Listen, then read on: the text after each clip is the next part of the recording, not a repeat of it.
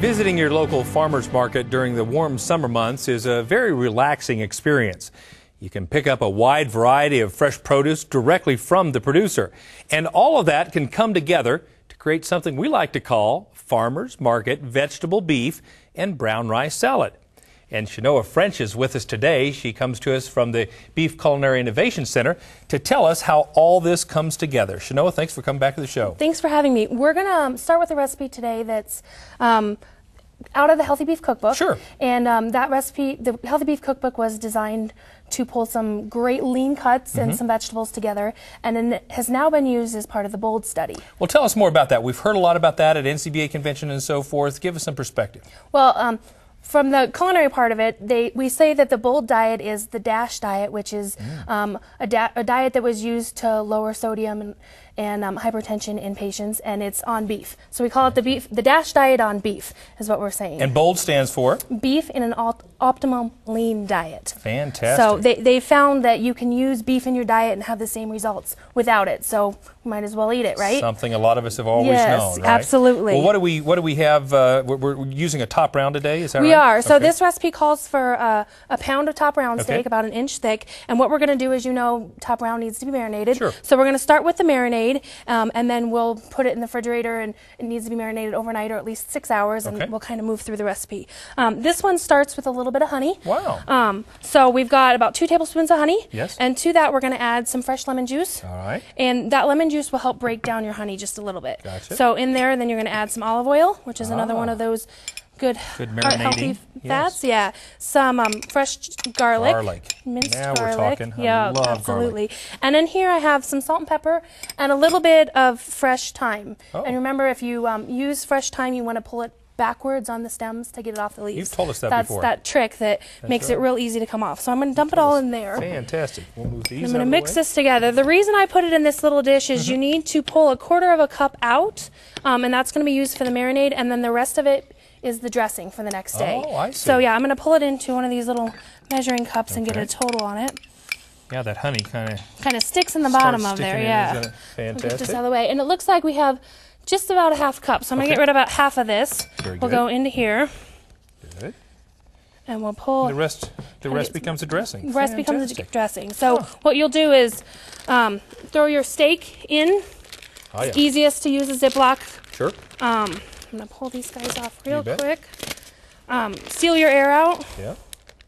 Zip it shut. Yeah, and make sure you get a good toss. I see. And then if you think about it, you put it in there the night before, toss it the next morning before you leave for work. Gotcha. Gets a good... But about 12 hours or so. Yeah, at least overnight, so whatever works. So this would go in the refrigerator, as well as the rest of your marinade for tomorrow. Very good. So we're going to get these out of the way. Yep. And we're going to move on to the main components here of this dish. Got some asparagus going. Yeah, so asparagus and yellow zucchini or yellow squash. You can use, if you need to switch out your vegetables, like you said, if you visit your local farmer's market and they don't have asparagus, find something else. Just make sure you stick within the same family of vegetables, because if you get something with much more liquid, it'll change your consistency. I see. So a squash and about 1 cup of asparagus in here. Gotcha. You'll give them a nice heat, just brown them a little bit so they start to cook and kind of break down. Yep. To that, we're going to add 3 cups of brown rice. I see. You can either make it from scratch at home. You can buy the frozen kind. Frozen kind is good. Microwave kind, whatever works. Just make sure that it's hot, because Okay. otherwise it'll change how long your dish takes to cook. Gotcha. So 3 cups in here, and I'm going to mix it all into one big skillet. If you don't have a skillet that's large enough to mix everything into the skillet, you can cook your vegetables and then put everything into a mixing bowl. I see. I don't like dirtying extra dishes. So That's so also there's place. a cup of diced tomato. We have de-seeded these, so cut them in half and kind of pull all those wet, moist seeds out of them. Get rid of them. It makes things a little neater in here. Gotcha. That goes in. Colorful. Yes. A cup of garbanzo beans. Garbanzo beans. Yeah, so Very this good. is the stuff that starts to make hummus, if you're not familiar with those. Sure. These are canned, just drain them. And some basil. And some basil. Fresh cut basil, about 1/4 cup. Give that a nice toss in there. Yeah. And then leftover out of the refrigerator comes that dressing. Fantastic. So the dressing gets tossed in there. Okay, gotcha. So you don't wait till the end of the. I mean, are you doing this right now? Yeah. So this would you put your steak in the night before, and this would be the day you're ready to serve that. Perfect. So that leftover marinade came out of there. All right.